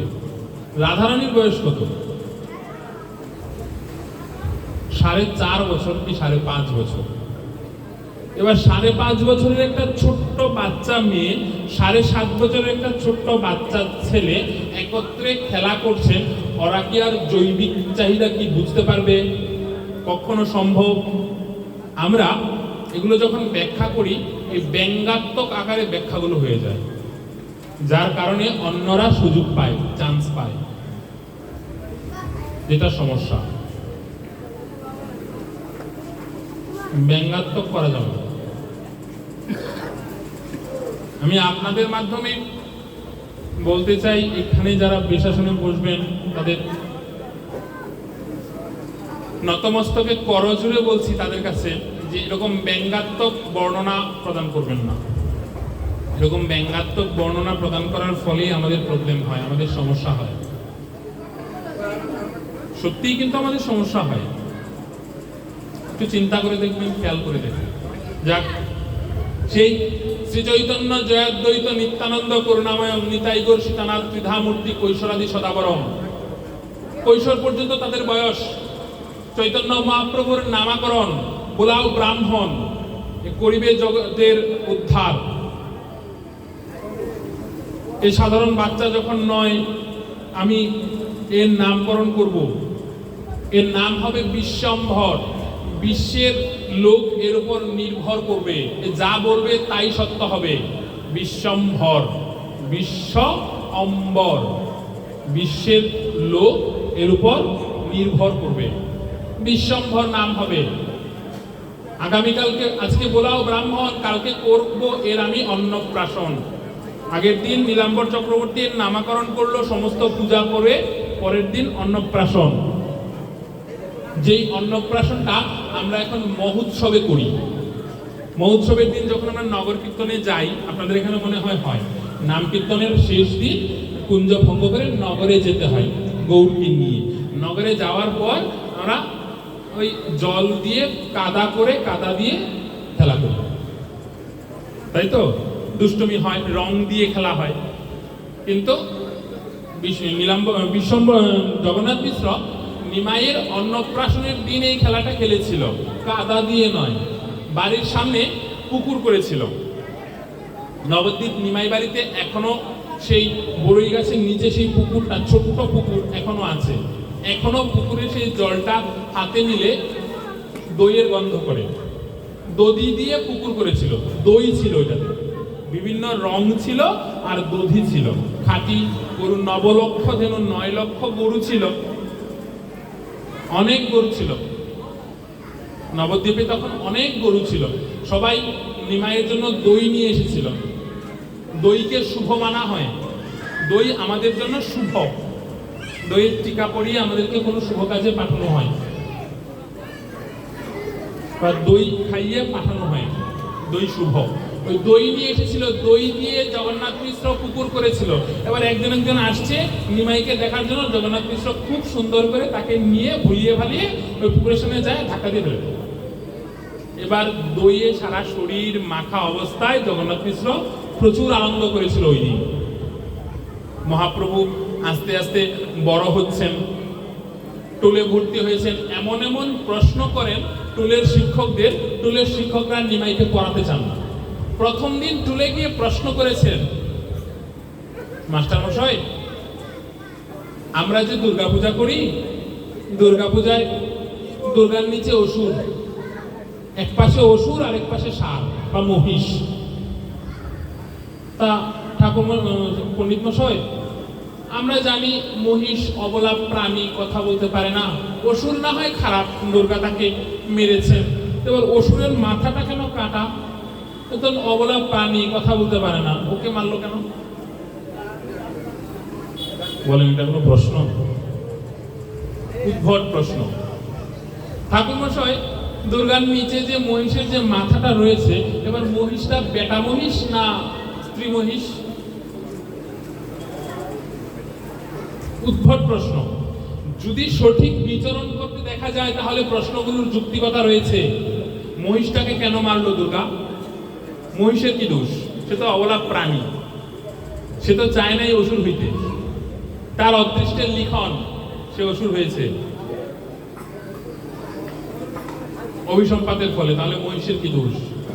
মহিষের কুলটাকে উদ্ধার করার জন্য দুর্গা মহিষটাকে কেটেছিল। এখানে মহিষেরও দোষ নাই, মায়েরও দোষ নাই, মা উদ্ধার করেছে। এবার দুর্গার নিচে যে মহিষের মাথাটা দেখা যায়, এই মহিষটা বেটা মহিষ না মা মহিষ? এটা অবশ্যই মা মহিষ, পুরুষ মহিষ নয়। কেন মা মহিষ? মহিষাসুর মর্দিনী। মহিষের থেকে এই অসুরের জন্ম। এবার একটা পুরুষের থেকে আর একটা পুরুষের জন্ম হতে পারে না, একটা মায়ের গর্ভেই একটা সন্তানের জন্ম হয়, তাই মহিষটা মা মহিষ। এমন এমন প্রশ্ন করত, মাস্টার মশাই ভুল ধরিয়ে দিত, শ্লোকের ভুল। মাস্টার মশাইরা একে পড়াতো না, পড়াতে চাইতো না। নিমাই নিজে টুলের মাস্টারমশাই হয়ে যায়, নিজে টুলের মাস্টারমশাই হয়ে যায়।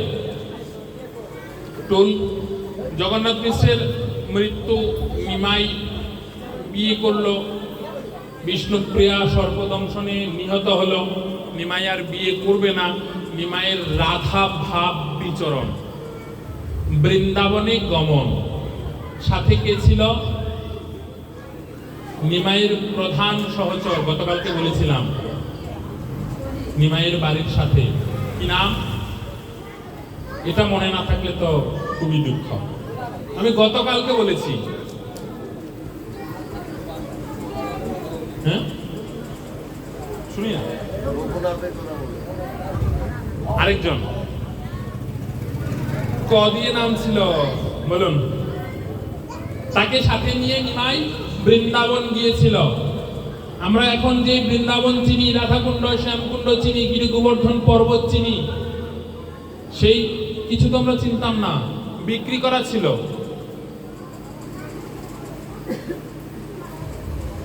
নিমাই রঘুনাথ দাসকে পরে খবর দেয়। জমিদার পুত্র রঘুনাথ দাস পণ্ডিত, সরগোস্বামীর এক গোস্বামী রঘুনাথ, জমিদার পুত্র, বাবার কাছে টাকা চেয়েছিল, বাবা টাকা দেয় নাই, সন্ন্যাস জীবন নিয়ে নিয়েছিল রাগে। এখনকার ছেলেরা করবে রাগে সন্ন্যাস জীবন, বাড়ির এইটা ওইটা ভাঙবে। মেরুদণ্ডহীন যুবক এখনকার যুবক, মেরুদণ্ড নাই। আজকে সকালবেলা খবর পেলাম, আমাদের ময়মনসিংহের একটা ছেলে, আমার সাথের এলাকায়, ছেলেটা এবার এসএসসি পরীক্ষা দিচ্ছে, আমার পরিচিত। একটা মেয়ের জন্য বাবা বাড়ির আশেপাশে জঙ্গল হয়েছে, জঙ্গলে বিষ দেওয়ার জন্য বিষ আনছে, যে জঙ্গলে দেবে, জঙ্গলটা যেন, জঙ্গলি গাছগুলো যেন মরে যায়, সে বিষটা খেয়ে নিয়েছে একটা মেয়ের জন্য। হাসপাতালে ভর্তি, এবার এসএসসি পরীক্ষা দিচ্ছে। সকালবেলা খবর পেলাম, খারাপ লাগলো। ছেলের বাবার বিয়ে খেয়েছি আমি, অন্নপ্রাশন করেছি আমি।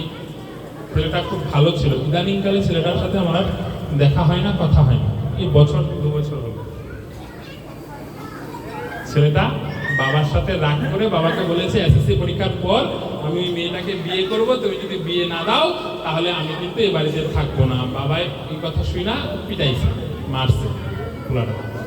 পোলাটায় রাগে বাবার অগোচরে বাবার নিজের হাতে কিনে আনা বিষ খেয়ে নিয়েছে। বিকালবেলা ফোনে খবর পেলাম অবস্থা ভালো নাই, আজকে পরীক্ষা দিতে পারে নাই। হাসপাতালেই ছিল, পরীক্ষা দিতে পারে নাই, অবস্থা খুব খারাপ। ডাক্তার রাখছে না, ডাক্তার থানায় খবর দিয়েছে কেন বিষ খেলো। এবার কে চোখ ফুটতে কি ওঠে, ডাক্তার বলছে আমরা রাখবো না, ঢাকায় ট্রান্সফার করেন, অবস্থা খুবই খারাপ। পরে আর ফোন দিইনি, বিকালের পরে আর ফোনে খবর পাইনি। এ হচ্ছে আমাদের বর্তমান যুব সমাজ। আর রঘুনাথ দাস পণ্ডিত বাবার কাছে টাকা চেয়েছিল, বাবার টুল সংস্কার করতে হবে। সংস্কৃত কলেজকে টুল বলা হতো আগে, টুলকে সংস্কার করতে হবে। মাস্টারমশাই বলেছে টাকার প্রয়োজন, মাস্টারমশাইয়ের কাছে টাকা নাই। মাস্টারমশাইকে নিমাই পণ্ডিত, তুমি টাকা দাও, তোমার তো অনেক টাকা। বাবা বলেছিল আমি অযথা কাজে টাকা দিই না। রঘুনাথ দাসের বাবা অনেক ভালো লোক ছিল, ঘুষ খেত, সুদ খেত, সুদখোর ব্রাহ্মণ না, সুদখোর দাস ছিল, দাসপুত্র রঘুনাথ দাস। পরে দীক্ষা নেওয়ার পর সে ঊর্ধ্বক্রম হয়। সুদ খেত, প্রচুর পরিমাণ সুদ খেত। জমিদার টাকা দেয় নাই, বাবার পকেট থেকে 56 টাকা চুরি করে মহাপ্রভুর নিমন্ত্রণে চলে যায় বৃন্দাবন।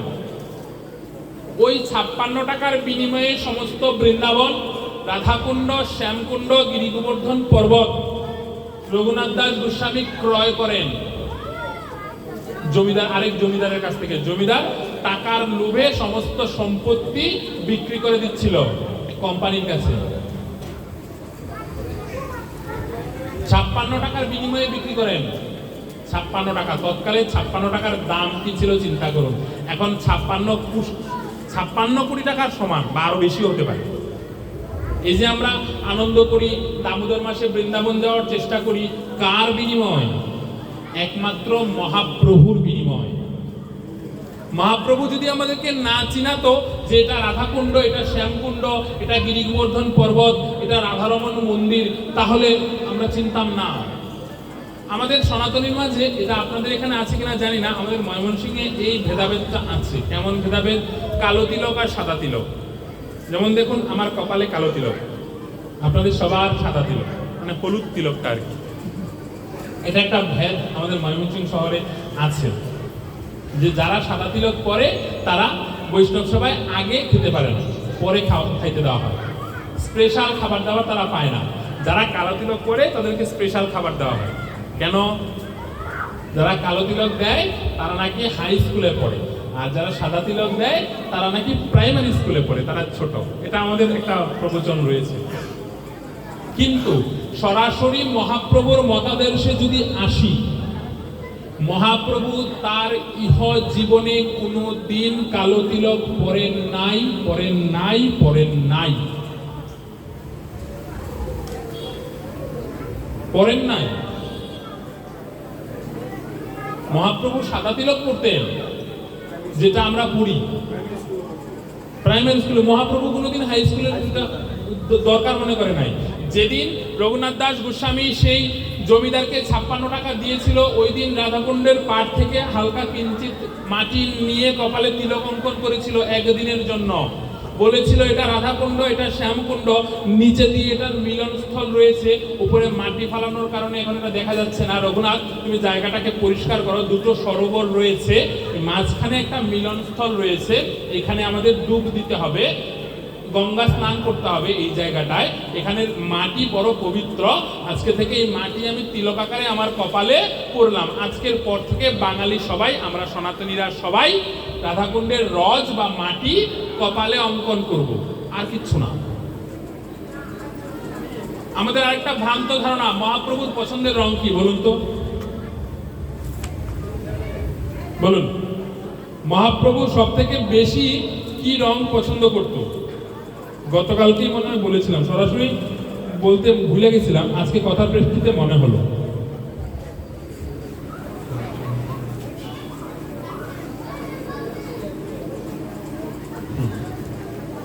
মহাপ্রভুর পছন্দের রং কি? গেরুয়া, লাল, সাদা? ভুল। মহাপ্রভু গেরুয়া করতো, ভুল কথা। উপনয়ন পৈতা নেবার পর 3 দিন আমাদেরকে সূর্যের আলো দেখতে দেওয়া হয় না, তাই তো কাকা? 3 দিন ঘরের মধ্যে থাকতে হয়। ওই 3 দিনই মহাপ্রভু গেরুয়া বসন করেছিল, এরপরে আর টাচও করেন নাই, স্পর্শও করেন নাই। সন্ন্যাস নেবার পর গেরুয়া বসন করতে হয়, পরেন নাই, একদিনও পরেন নাই। বিমল হেমজিনী তাহে অনুপাম রে, তাহে শুভে নানা ফুল দাম। কদম্ব কেশর যিনি একটি পুলক রে, তার মাঝে বিন্দু বিন্দু ঘাম। যিনি মদ মস্ত হাতি গমন মন্থর গতি, ভাবাবেশে ঢুলি ঢুলি যায়। অরুণ বসন ছবি যেন প্রভাতের রবি, গৌর অঙ্গে লহরী খেলায়। চলিতে নাহিক পারে গোরা চাঁদ, তবু চলে ধীর ধীর। বলিতে নাহিক পারে গোরা চাঁদ, তবু বলে আধো বল। ভাবেতে আবেশ হইয়া হরি হরি বুলাইয়া, আচণ্ডালে ধরি দেয় কুল। একটা শ্লোক। বিমল হেমজিনী তাহে অনু পাম রে, তাহে শুভে নানা ফুল দাম।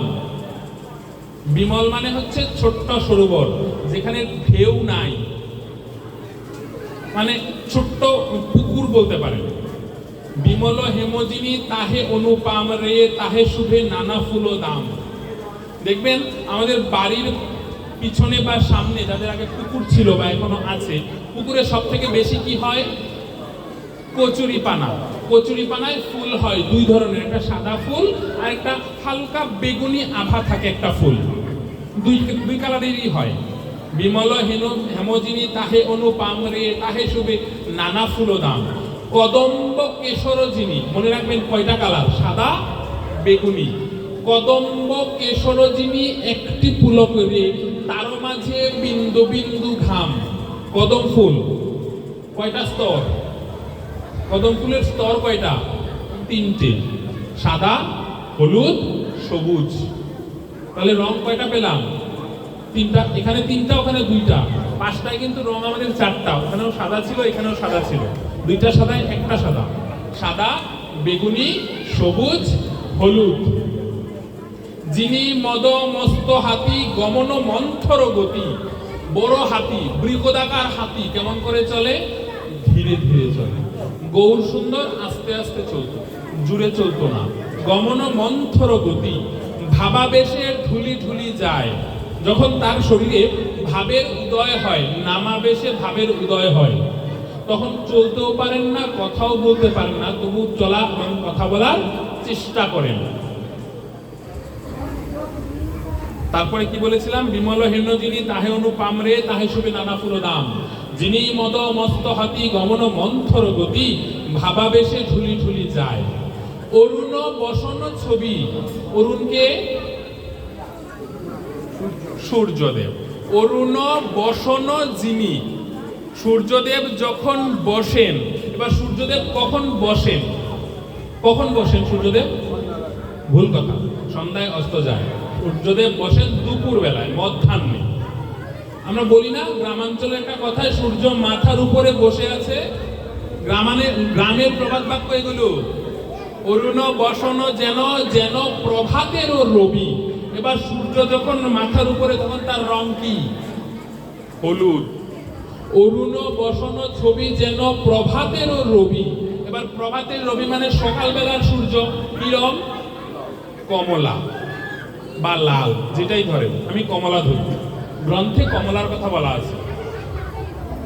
অরুণ বসন ছবি যেন প্রভাতেরও রবি, গৌর অঙ্গে লহরী খেলায়। মহাপ্রভুর অঙ্গে লহরী খেলাচ্ছে, মহাপ্রভুকে আবেশ করে ধরে আছে। রং বলুন এবার কয়টা? সাদা, হলুদ, সবুজ, বেগুনি, লাল, ধরুন আরেকটা কমলা। 6টা, এবং এই 6টা রং মহাপ্রভুর সব থেকে বেশি পছন্দের। এবার এখানে বলুন গেরুয়া কোথায়? কোথাও আছে গেরুয়া? গেরুয়া কোথাও নাই। এগুলো আমাদের জানতে হবে, এগুলো জানা দরকার। পড়বেন।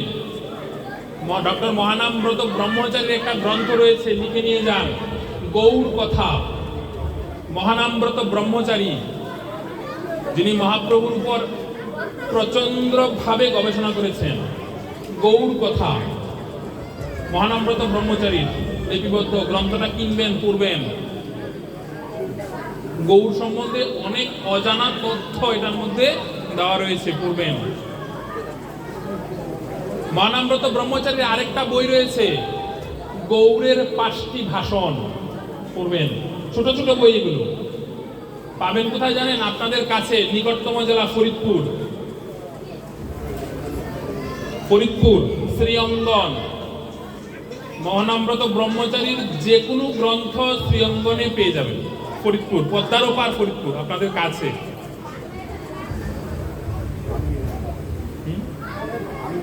হ্যাঁ, শ্রীঅঙ্গিনায় জোগাড় করবেন, এই বইগুলো পড়বেন, অনেক অজানা তথ্য জানতে পারবেন, অনেক।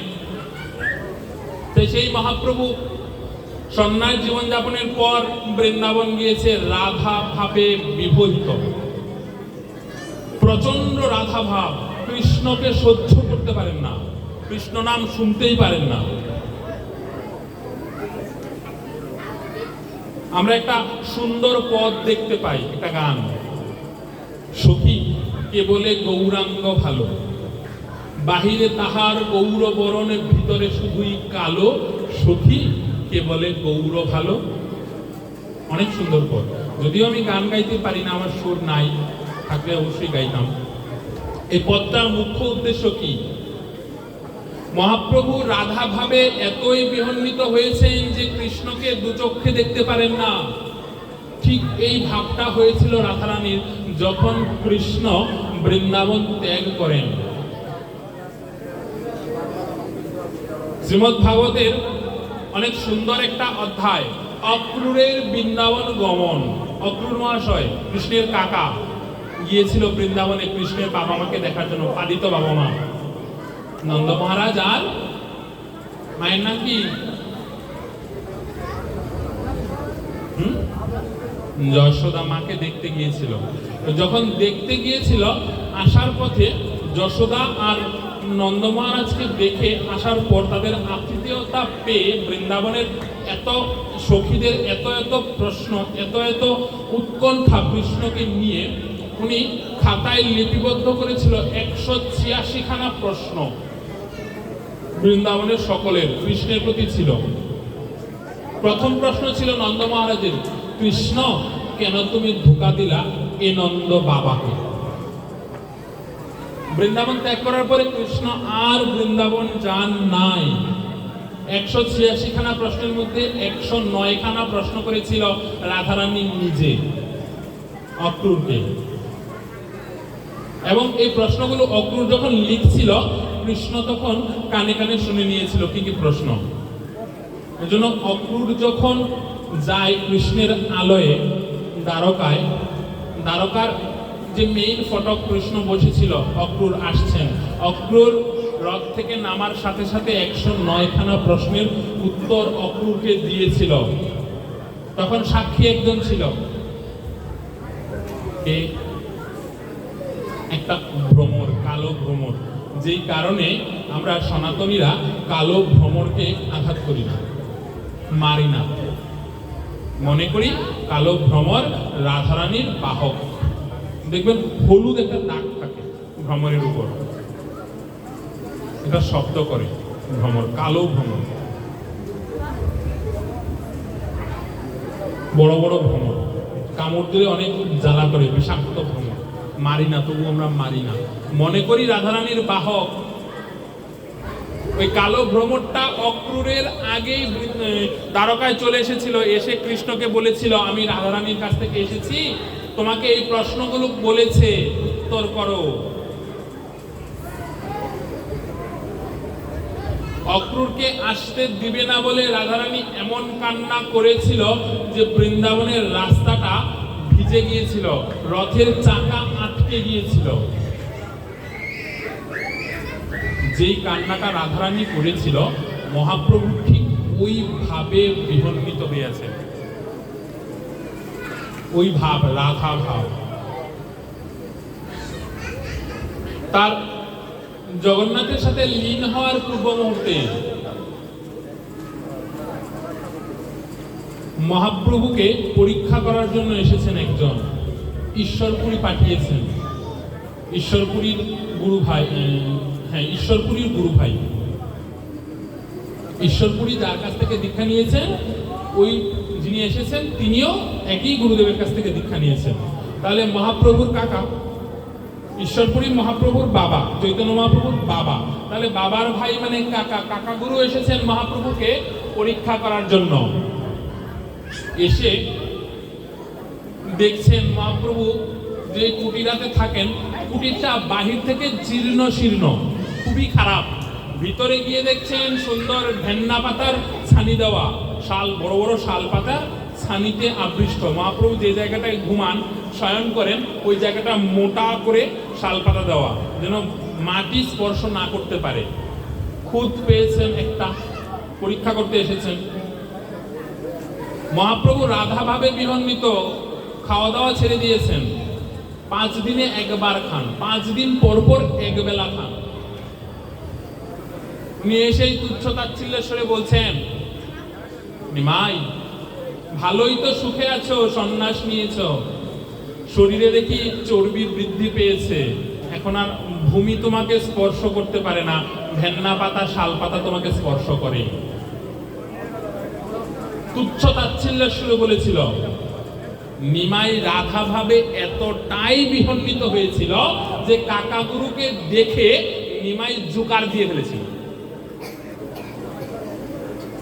আগের দিনে এটা একটা পরম্পরা ছিল, ব্রাহ্মণ যদি নিজের ঘরের মধ্যে আসতো, নিজের বাড়ির আঙ্গিনে আসতো, মায়েরা প্রচন্ড জুড়ে জুকার দিত, উলুধ্বনি দিত স্বাগতম জানানোর জন্য। এখন আমাদের মায়েরা, বোনেরা, বৌদিরা পারে না। আপনাদেরকেও শুনি নাই জোকার দিতে, ওই প্রথমবার শুনি আবার শেষবার শুনি। মাঝখানে কেন দেন না আপনারা? দেন তো শুনি। যারা ঘুমিয়ে আছে তারা ঘুম থেকে জাগবে।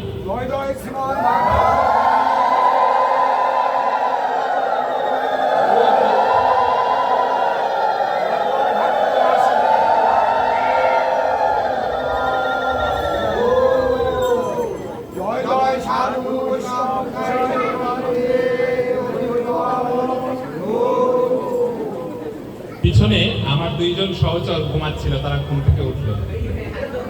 আমি দেখেছি আপনারা ঘুমাচ্ছিলেন।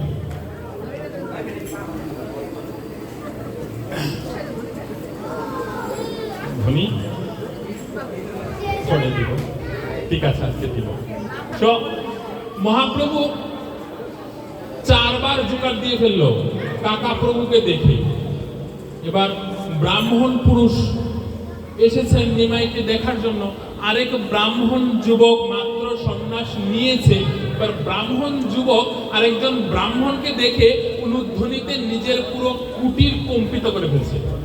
কাকা প্রভু এটা দেখে তীব্র রেগে উঠল। নিমাই,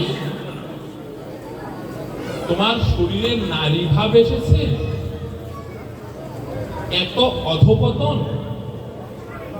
তুমি না ঈশ্বরপুরীর সন্তান? ছি নিমাই, তোমার কাছ থেকে এটা আশা করি নাই। বলে কাকাপ্রভু চলে গেল। ঈশ্বরপুরীর গুরু ভাই অধিচন্দ্র পুরী চলে গেল, গিয়ে ঈশ্বরপুরীর কাছে খবর দিল, দাদা, নিমাইয়ের শরীরে নারী ভাব এসেছে, নিমাই আর পুরুষ নাই, নিমাইয়ের আশা বাদ দিয়ে দাও। ঈশ্বরপুরী অধিচন্দ্রপুরীকে ডেকে গঙ্গার তীরে নিয়ে গেল।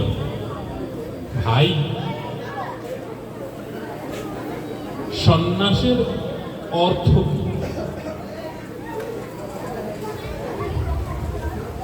ঈশ্বরপুরীর এমন প্রশ্নে অধিচন্দ্রপুরী ভেবাচাকা খেয়ে, হায় হায়, কি বলবো। সন্ন্যাসের অর্থ কি? স অ ন্যাস, নিজ শরীরের যে পুরুষ, পুরে সেতে ইতি পুরুষ পুরে, এই যে নগর, নাক, চোখ, হস্তকর্ণ, নাসিকা, স্মরণ ইন্দ্রিয়, এর মধ্যে শয়ন করে আছে একজন যাকে পুরুষ বলা হয়। ঘুমিয়ে আছে একজন, আত্মা বলি আমরা যাকে। ঘুমিয়ে আছে যিনি, তাকে বাইরে বের করে দেওয়া, এ হচ্ছে সন্ন্যাস।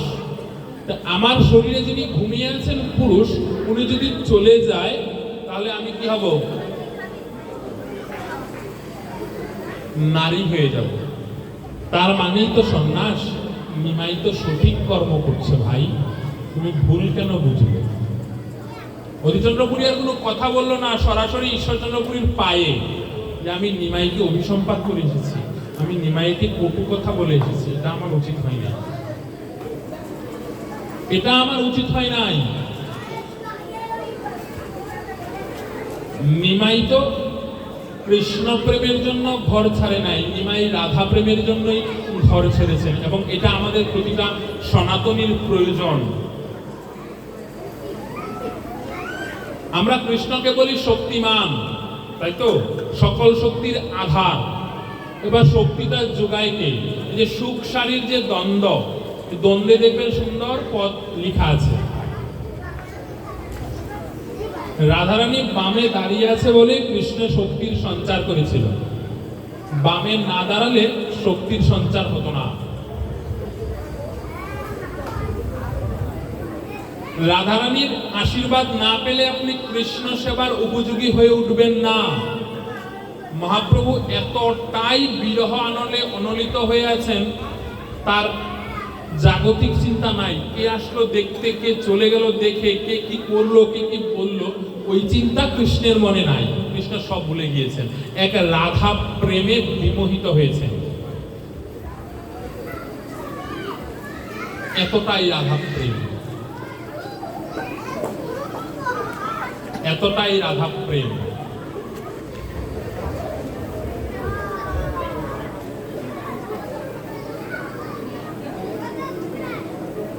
এই মহাপ্রভু তার জীবনের সমস্ত কিছু উৎসর্গ করে গিয়েছেন আমাদের মানব জীবনের কল্যাণে। শুরু থেকে ধরুন, বয়স 1 থেকে 5 প্রভুর বাল্যলীলা, 5 থেকে 10 প্রভুর পৌগণ্ড লীলা, 10-এর পর কৈশোর। 1 থেকে 5 প্রভু বাল্যলীলা স্বীকার করেন। কেন? ভক্ত চিত্ত বিনোদার্থম করমি বিবিধ ক্রিয়া, ভক্ত সুখের জন্য, আমাদের সকলের আনন্দের জন্য প্রভু বাল্যলীলা স্বীকার করেছেন। 5 থেকে 10 পৌগণ্ড, পড়াশোনার সময় টুলে ভর্তি হয়েছেন, টুল পাস করেছেন, প্রভু ওইটাও স্বীকার করেন। শিক্ষিত সমাজ পড়াশোনা না করলে গ্রন্থ পারায়ণ করতে পারবে না, গ্রন্থ পাঠ করতে পারবে না, সংস্কৃত বুঝবে না, প্রভু ওইটাও স্বীকার করেন। 10 থেকে পরে প্রভুর কৈশোর লীলা, ওইটুক পর্যন্তই প্রভু স্বীকার করেন। কৈশোরের পর আর প্রভু স্বীকার করেন নাই, কারণ পরেরটায় প্রভু সন্ন্যাস জীবন নিয়েছিল। বলেছিল প্রভু সকলকে, হে কলির জীব, আমি যে ভুল করেছি এ ভুল তোমরা করো না। সন্ন্যাস কলির জীবনের জন্য নয়, কলিজীবের জন্য সন্ন্যাস নয়, যেটা আমাদের সনাতনীর মধ্যে একটা স্তর গিয়ে করে সন্ন্যাস, যেটা সম্পূর্ণরূপে নিষিদ্ধ ঘোষণা।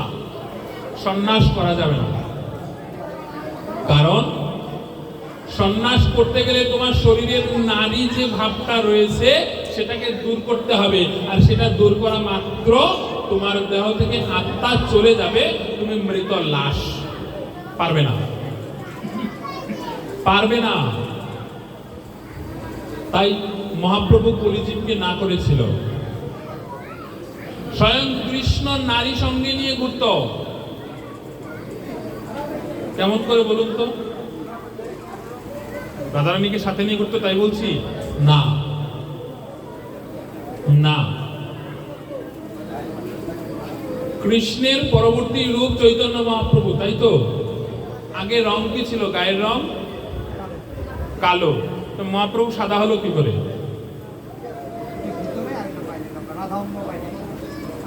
রাধা অঙ্গ কান্তি সঙ্গে করে নিমাইয়ের জন্ম। তাই ৮-৮-১৬, ৮-৮ অষ্টমী, ১৬তে পূর্ণিমা, পূর্ণিমাতে গৌরচন্দ্রের আবির্ভাব।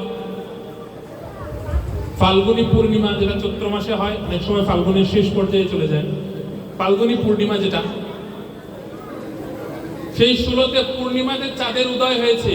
তোরা কে দেখবি আয়, হলো নদিয়াতে চাঁদের উদয়, তোরা কেউ দেখোস নাই, শুধু দেখছে নদিয়ায়। সেই যুগল চাঁদ, রাধারানীর রা, গোবিন্দের গো আর রাধারানীর রা, এই দুয়ে মিলে আমার গৌরা। দুই দেহ এক অঙ্গ কান্তি, রাধারানীর গায়ের রং বাহ্যিক, কৃষ্ণের দেহটা, মনটা, অঙ্গটা সম্পূর্ণটাই ভিতরে।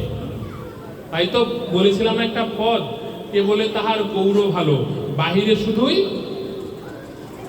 ভিতরে তাহার কৃষ্ণবরণ, বাহিরে শুধুই গৌ। বাহিরের রংটাই শুধু ফর্সা, ভিতরে সমস্তটাই কালো।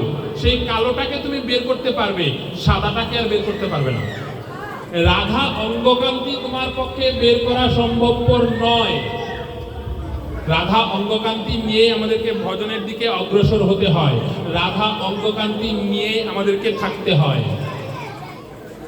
তাই মহাপ্রভু রাধা বিরহে অনলিত হয়েছিল।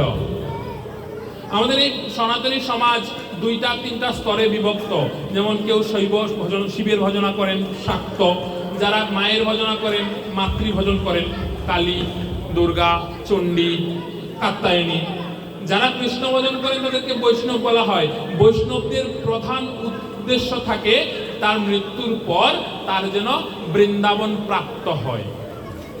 যেমন শৈবদের ধারণা থাকতেই পারে তার মৃত্যুর পর তার যেন কৈলাস ধাম প্রাপ্ত হয়, বাবার চরণে যেন তার আত্মাটা গিয়ে পড়তে পারে, থাকতেই পারে, এটা নিয়ে কোনো সমস্যা নাই। যেমন আমি বৈষ্ণব সাধক, আমি নারায়ণের সেবা পূজা করি সবসময়, আমার উদ্দেশ্য থাকবে অবশ্যই যেন আমার মৃত্যুর পর আমার প্রাপ্তি যেন বৃন্দাবন প্রাপ্তি হয়। অনেকেরই থাকতে পারে, এক একজনের ইচ্ছা সদা আশা এক এক রকম হতে পারে।